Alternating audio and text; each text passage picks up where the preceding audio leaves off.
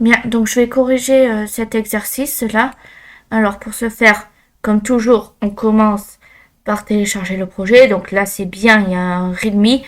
Peut-être un peu court parce qu'on s'attend quand même à avoir le but du projet. Alors là, c'est un exercice, mais on cherche quand même à avoir un peu le but. Donc il manque la consigne de l'exercice, mais sinon c'est bien. Alors je vais cloner le projet.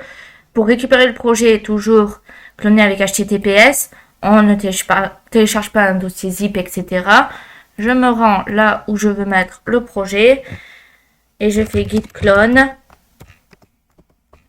Voilà, je colle. Alors, je fais pas CTRL-V comme toujours. Parce que si je fais CTRL-V, vous voyez, c'est écrit n'importe quoi. Voilà. Donc là, moi, ça me demande une sécurité. Donc, je rentre. Voilà. Et là, on peut voir que ça a cloné. Très bien. Donc maintenant, je fais CD. Donc, je me rends dans le dossier. Et je fais code espace point -r. Tout simplement.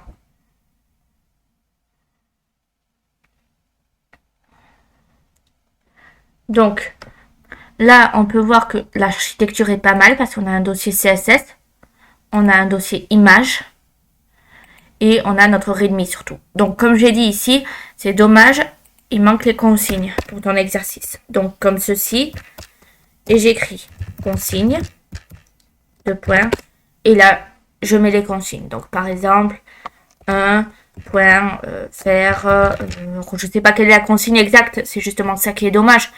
Mais tu mets ta consigne, 2 points, TTT, voilà, etc. Donc l'idée est là.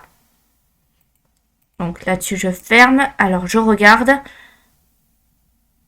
Donc là, moi, je te conseille de mettre un point slash. Après, comme dit tout le temps, c'est du détail. Hein. Voilà. Très bien. Là, enfant court. Donc, on peut voir un enfant qui court. Donc, c'est précis. Là, style CSS. Très bien. Donc là, c'est bien. Alors, je vais lancer maintenant ton projet. En plus, c'est très bien parce que tu as nommé ta classe en anglais. Alors, oui, c'est vraiment bien ce que tu as fait. Alors, go live. Je lance le live. Et là, on voit un enfant qui court, donc c'est très bien. Alors, toujours, on utilise un inspecteur de code. Là, si on regarde en mobile S, ça passe largement. Alors, moi, je l'aurais par contre centré, personnellement. Mais comme toujours, c'est un point de vue personnel. Et là, on peut voir que ça lance quand même un script JavaScript. Donc, c'est bien.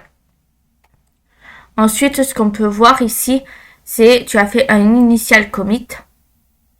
Donc, il y a la possibilité, soit tu as fait l'exercice en une seule fois, soit tu l'as fait en plusieurs fois. Mais dans tous les cas, il aurait fallu quand même que tu mettes ton projet vide et ensuite que tu fasses des branches pour le compléter. C'est la base de GitLab. Mais sinon, c'est très très bien ce que tu as fait, continue comme ça.